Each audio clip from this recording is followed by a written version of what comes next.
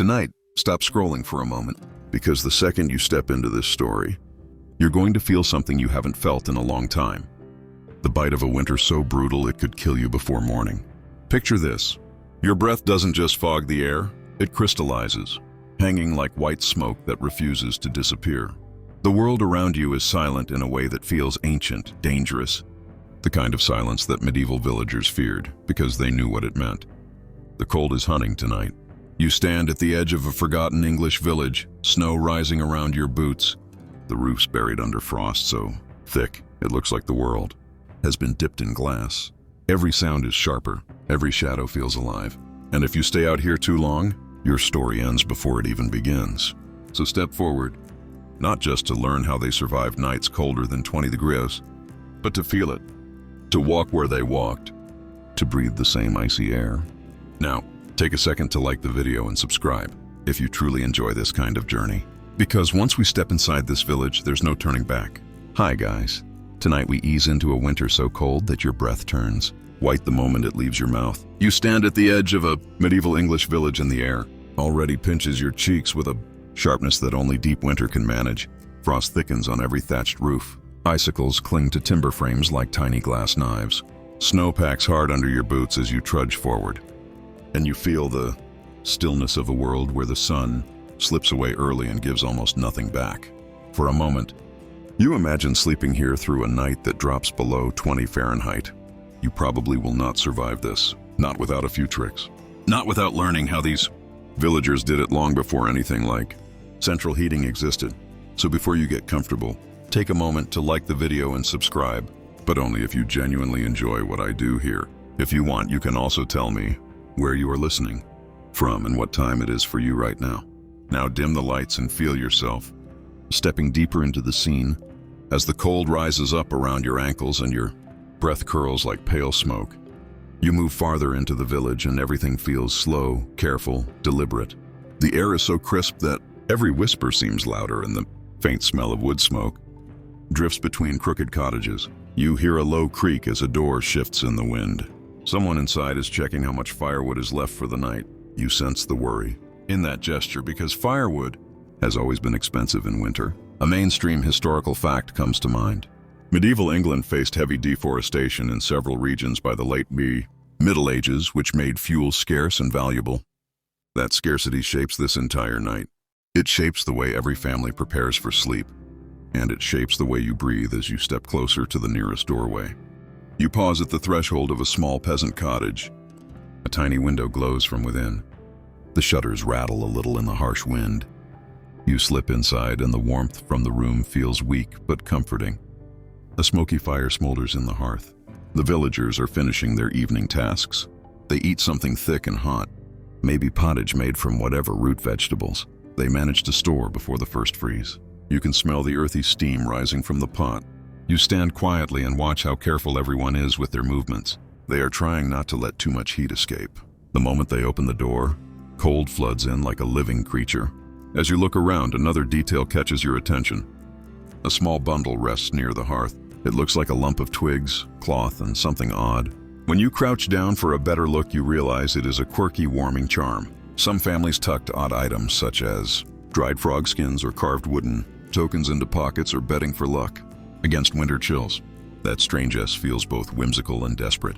People took comfort wherever they could find it, even if that comfort came from a superstition that lasted only through long nights. The family begins settling for bed. They move slowly.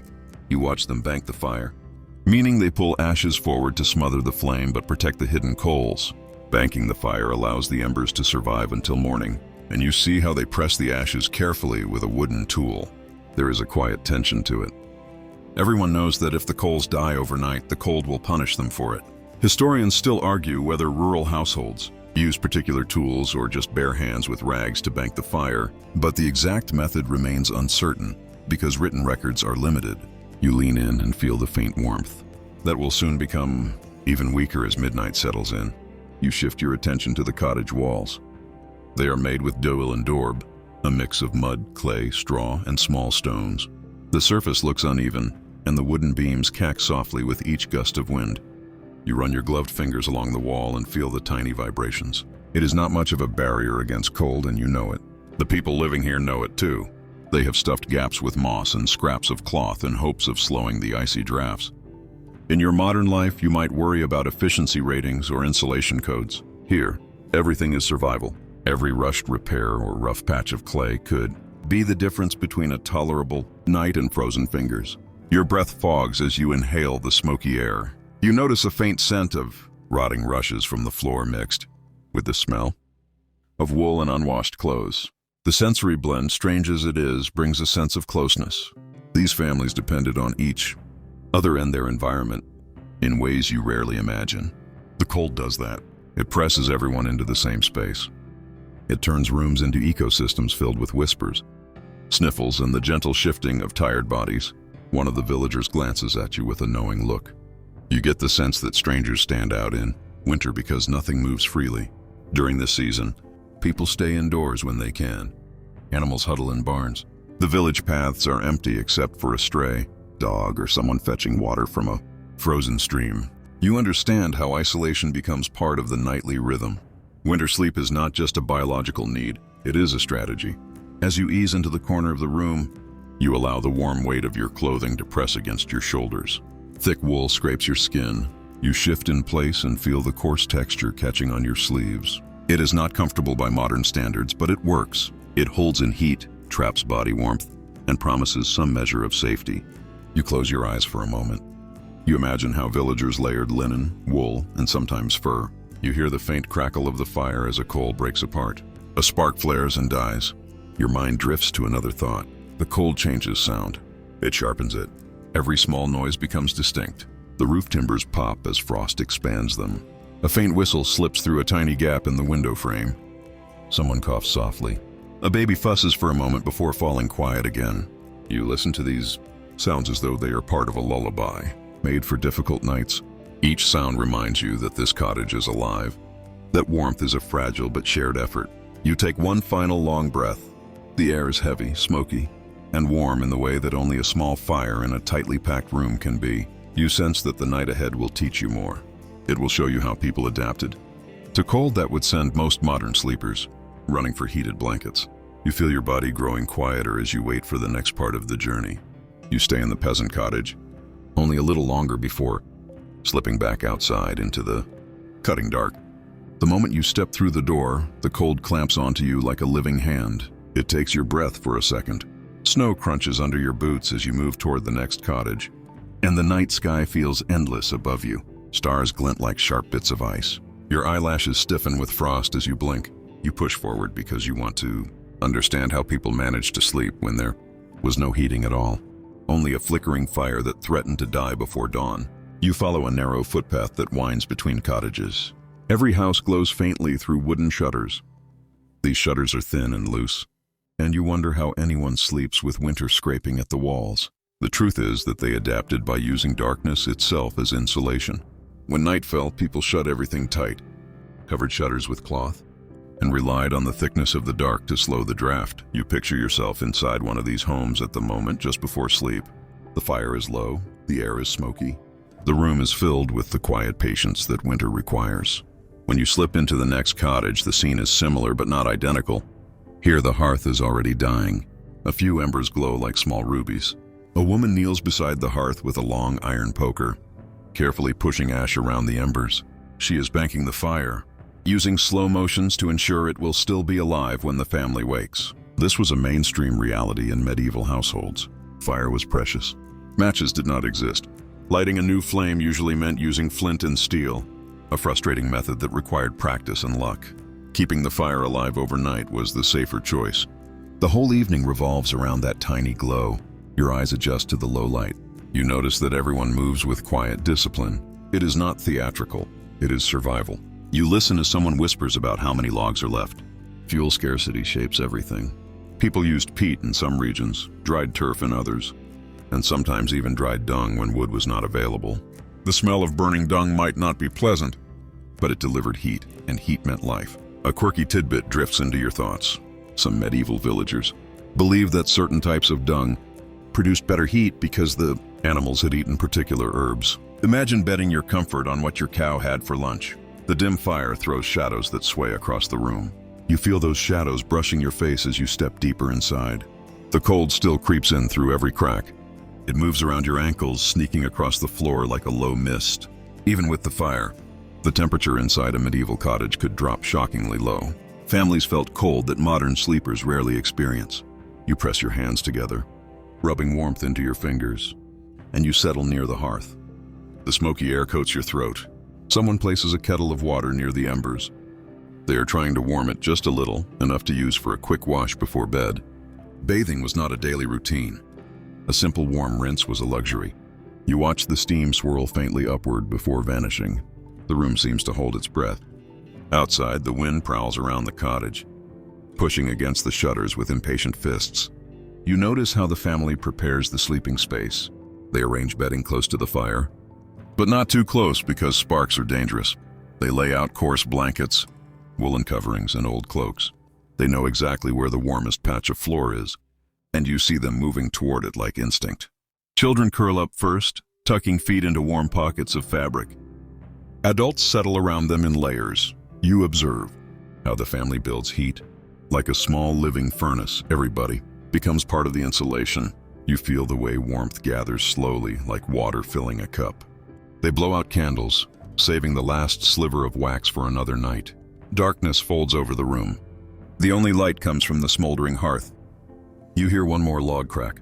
The ember's glow flickers. Someone coughs softly. A baby whimpers and quiets again. These tiny sounds shape the rhythm of sleep. When people finally lie down, they do so in a world that is cold, dark, and quiet in a way that modern noise can hardly replicate. You focus on the fire again. It feels like the center of the room, the center of life. Your eyes follow the faint red coals. Hours from now, those coals might be gone. The room might drop to the same temperature as the open air. Some historians still argue whether medieval cottages reached freezing indoor temperatures or hovered slightly above it. But evidence suggests both extremes occurred depending on region, materials, and wind exposure. You sit with that uncertainty, feeling how fragile the line is between tolerable cold and life-threatening chill. You shift your weight, and a stray breeze slips across your face through a crack in the wall. It carries the scent of frozen earth. You understand why people feared winter nights. Without heating, sleep was not just rest. It was a cautious gamble. Every evening felt like a negotiation between your body and the cold. Would your fire last? Would your blankets hold? Would your breath freeze on the inside of your windows by dawn? You sense how the villagers accepted these risks because they had no choice. Another sound rises. The timbers groan as frost tightens them. You hear that deep wooden creak, and it feels almost like the house is speaking. You glance up at the rafters where small shadows flicker. A hen flutters on her perch. Some families kept small animals inside during winter nights for added warmth, not just for convenience, but because even the presence of a few warm bodies shifted the temperature. The closeness of human life and animal life is quietly humbling. You breathe in gently and close your eyes. You let the cold settle around you just enough to feel it, but not enough to overwhelm you. You sit with the knowledge that these nights shaped medieval life in ways modern comforts erase. The cold carved routines shaped sleep patterns, deepened family bonds, and forced people to think about heat every waking moment. You exhale slowly, letting the smoky air drift past your lips. The night deepens, the fire dims. You wait for what comes next, knowing there is still so much to learn about how people survive the harshest hours of winter. You remain beside the dimming hearth until the last ember glow softens into a sleepy murmur of red light. Then you rise, stretch your legs, and step back into the cold. The air bites the tip of your nose with the same sharp clarity as metal pulled from ice water. You let that cold settle into your coat for a moment so you can feel the contrast between the faint warmth of the cottage and the brutal night outside. It becomes obvious why people learned to rely on more than fire for survival. They relied on each other. They relied on closeness. They relied on the simple truth that a human body is a furnace that never switches off. You follow a narrow path deeper into the village, guided by the crunch of frozen snow beneath your boots. A thin cloud of frost spirals from your breath. Somewhere ahead you hear muffled voices and low laughter. You edge toward the sound and find a slightly larger cottage with a thick roof of thatch. The doorway is open just a crack, enough to reveal a soft ripple of light. You slip inside and feel the shift immediately. The room is warm, much warmer than you expect. The warmth is not from the hearth alone. It is from the bodies gathered inside. Several families are here together, sharing the same space for the night. You feel the heat of their presence, the soft hum of their conversations, the way their gathered breaths raise the temperature by small degrees. This is the communal warmth trick, the secret that medieval villagers relied upon when the cold became too sharp to handle individually. One mainstream historical fact supports this. In many parts of medieval Europe, it was common for multiple households to sleep in the same large room during winter, especially in smaller communities where housing was flexible and communal expectations were familiar. You watch as people settle onto shared bedding. They arrange straw mattresses, woolen throws, and old cloaks into something resembling a wide nest. Children crawl to the middle and adults flank the outer edges. You see how each person contributes a pocket of heat, and you sense how this sleeping cluster becomes something larger than its parts. You realize you are watching a survival strategy disguised as closeness. You also notice the smells that come with it.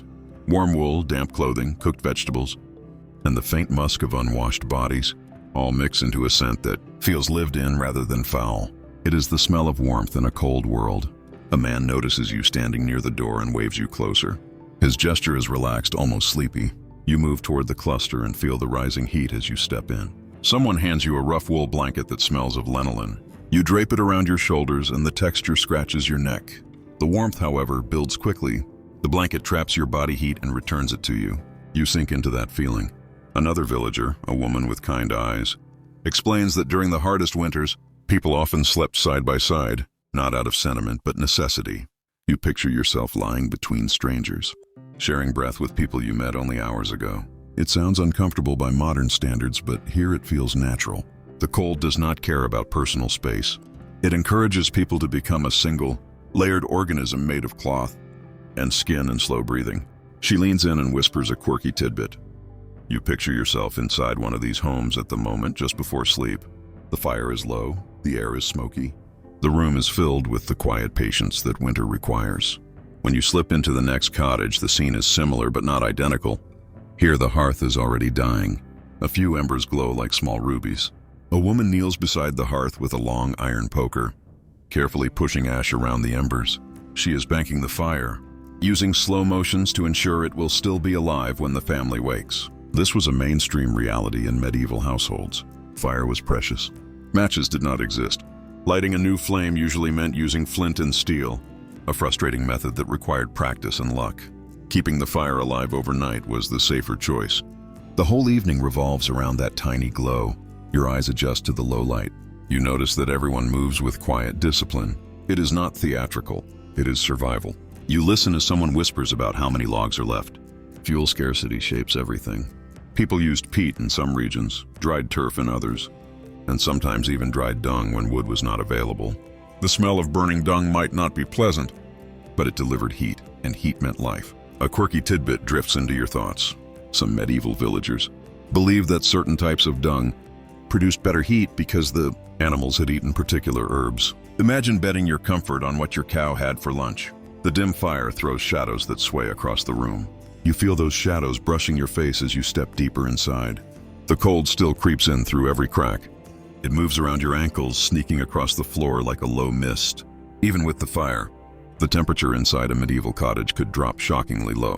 Families felt cold that modern sleepers rarely experience. You press your hands together, rubbing warmth into your fingers, and you settle near the hearth. The smoky air coats your throat. Someone places a kettle of water near the embers. They are trying to warm it just a little, enough to use for a quick wash before bed. Bathing was not a daily routine. A simple warm rinse was a luxury. You watch the steam swirl faintly upward before vanishing. The room seems to hold its breath. Outside, the wind prowls around the cottage, pushing against the shutters with impatient fists. You notice how the family prepares the sleeping space.